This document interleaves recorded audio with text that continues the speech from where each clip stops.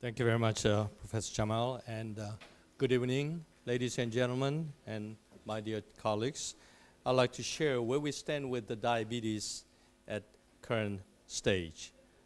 All of you knows that diabetes is global epidemic out of control, and I often call it as diabetes as culture, social, structural disease. What I mean is when you lose in one country or region your own culture or social structures, you immediately notice increase of a prevalence of diabetes. So what is the key risk factor for losing culture and social structure? Economic growth. Let me share the facts that we encountered in South Korea. You know, after 1953 Korean War, it was nothing but ash in Korea.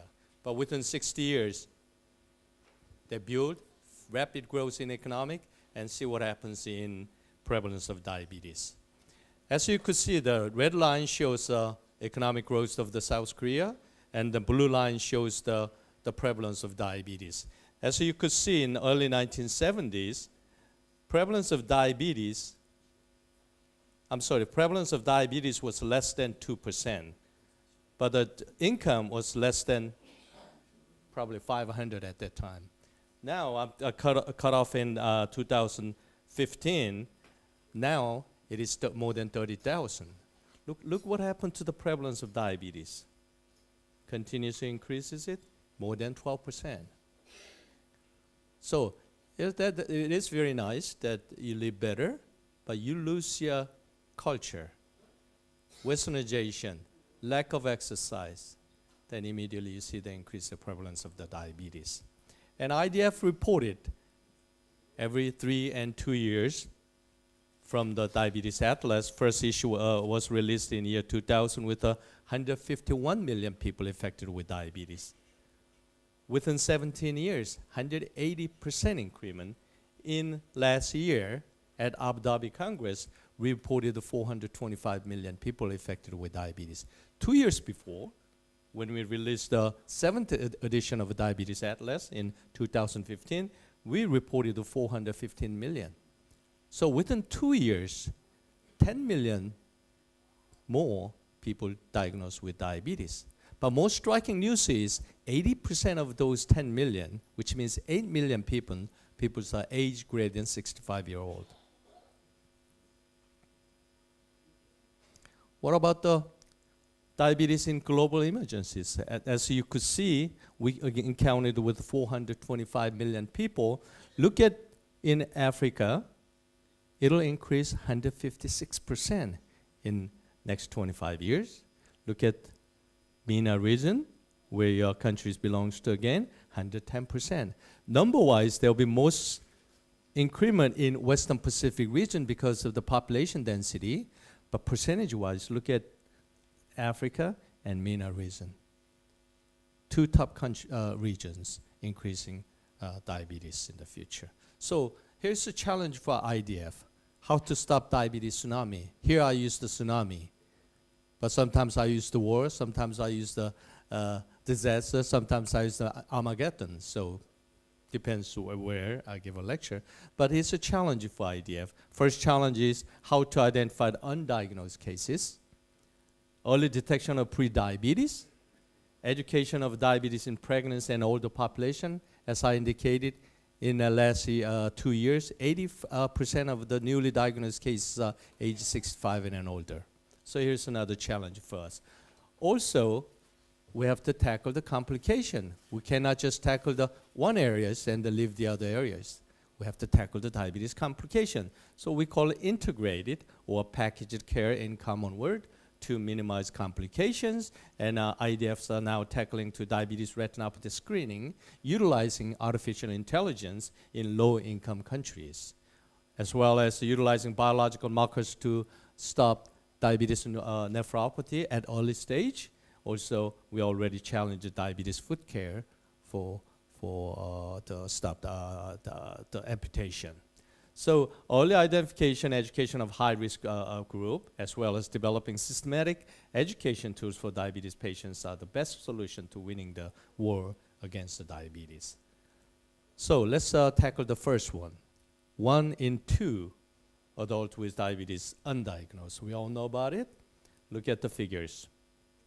In Western Pacific region, where I'm coming from, 54% undiagnosed. Look at the number, 85 million people. But look at those percentages in low-income countries, especially in the African region. Almost 70% are undiagnosed. Look at the MENA region, again, about 50%. So it is challenging for, not just for the IDF or the MENA region, but each national level, we need to do something about it. And how are we going to identify the undiagnosed diabetes? Best way to identify the undiagnosed population using the known risk factors and diabetes risk assessment model. You create a diabetes assessment model using a known risk factors. So I'm just going to give you a simple examples. I cannot go into all these details. All of us knows that one of the metabolic factors is the key risk factors to identify the undiagnosed cases. If you utilize the number of the past metabolic syndrome components, if the individual showing 3+, the possibility of them to developing diabetes in the next 12 years, almost 50%. For some of them as 4+, almost 60%. So you could apply metabolic syndrome criteria to identify the undiagnosed cases. Smoking, habitual factors. This is based on our ongoing studies. We've been following over 10,000 the community people since the year 2000, and this is where it's coming from. As you could see, past smokers, smoking less than 20 or greater than 20, they are all risk factor for diabetes. So again, smokers, every now and then you could check their glucose level and identify them when they increase the glucose level. What about the hypertension?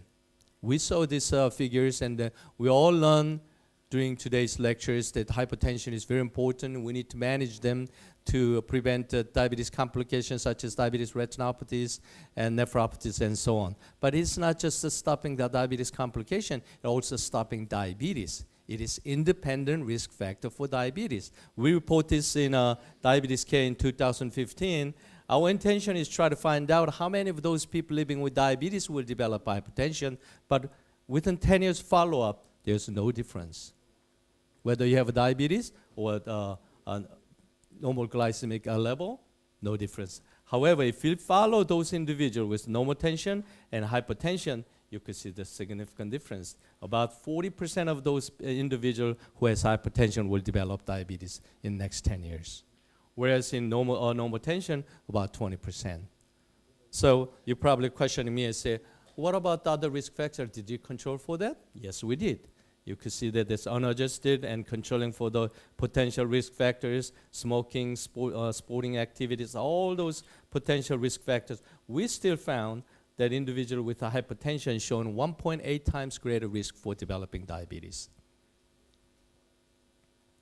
So what we do with these risk factors, we utilize these risk factors and create the risk assessment model. This is what we call the pen and paper model in 14 years follow-up. And then we just, the reason we call it pen and paper model, you just need the pen and paper to identify yourself for the risk of probability of developing diabetes in the next 14 years. So this John Doe's case, living in rural area, has a family history and not smoking, and adding all these scores, person come up with 14 point, which means for John Doe to develop diabetes in the future is about almost 40%. If you use clinical values such as this, and at this time we have we identify whether this person is IFG or IGT, so on, HbA1c values, age, insulin sensitivity index, all those. Again, plug it into these values, we identify John Doe's probability of John Doe's developing diabetes is almost 90% in the next 14 years. So based on the utilization of risk factors, we could come up some of the risk assessment model to identify undiagnosed cases. What about early detection of management of prediabetes? As I indicated to you, 2015, we had 318 million people with IGT, prediabetes. 2 years later, that number increased to 352 million. Yes. What is the challenge with this 352? This is based on our study again. The population comes back, cohort people coming back every 2 years to our clinic, and we examine them. As you could see, the yellow line is mean value of the IGT, and then green line is IFG, and red line is combination. So first, second year, you added this about 5%, 8%, about 14%, more than 25% develop newly diagnosed with prediabetes. And same pattern every 2 years. So what is important about these people? Individuals who have the IFG, about 50% will develop diabetes next 12 years. Individual again with diagnosed with the IGT, again almost 6% will develop diabetes in 12 years. And IFG, IGT, both condition, almost 90% will develop diabetes in the next 12 years. So challenging is 352 million people. More than 50% of them will develop diabetes next 10 years. So we need to identify them, and not a prevention, we need to intervene. Intervene both changing their lifestyle or even applying the simple metformin for once a day. And there's a result showing there's a clear evidence it does prevent diabetes. And again, here's when you pulling all this model together with other risk factors. Being an IFG compared to the NGT, they are 3.36 times greater risk for developing diabetes. Look at individuals with both conditions, tenfold greater risk for developing diabetes, independent of our other risk factors. What about the other the risk population? We all know gestational diabetes or hypoglycemia during the pregnancy. Look at the figures. Southeast Asian, highest level. Look at the African and MENA region, they are following. And same thing with the Western Pacific. So Asians are vulnerable to developing diabetes as well as gestational diabetes. So this is another area that we need to focus in the future to stop diabetes. Another thing is the aging factors. As you could see, in 2017, 223 million affected by diabetes, and they are age over 65. And by 2045, 100% increment and yielding 253 million people ages 65 or older. Look at it compared to the younger people. 34% increment, but in 65 and a higher increment. Let me share one slide what we are challenging, what we are facing in Korea with this older population. This is number of population, the older population, 65 and older in Korea, starting with about 2008 at 10.3%. 13.1% 2015, but they used almost 38% of the national health budget, which is equivalent to $22 billion per year. This is how much that older people is using to manage non-communicable disease, including diabetes. And of course, here again shows 65-year older as twofold risk for developing diabetes. And one of the key risk factors are sarcopenia. And sarcopenia, obesity is become one of the another strong risk factor for older people to developing diabetes. Let me turn into the diabetes economic factors. I mentioned it briefly during opening speech. That number of the health expenditure increased from $673 billion in 2015 to $727 billion in 2 years. $54 billion within 2 years. This is how rapidly increasing in health expenditures to manage diabetes.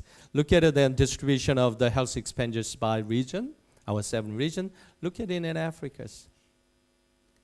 Only 3.3 billion dollars compared to Western Pacific, 120, and the Southeast Asia, 9.5, 21.3 MENA, lowest in Africa region.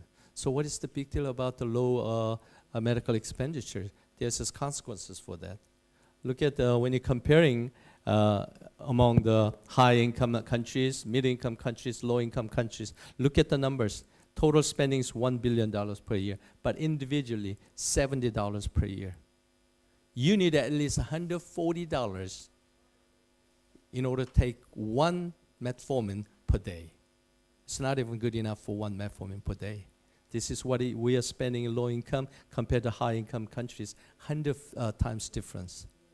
So consequences are, of course, diabetes count for the 14.5% of global all-cause mortalities among 20 to 79, and 46.6% of deaths were in people under the age of 60.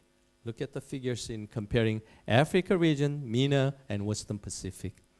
If you look at the early mortality, calling 60 and under, 79% in Africa.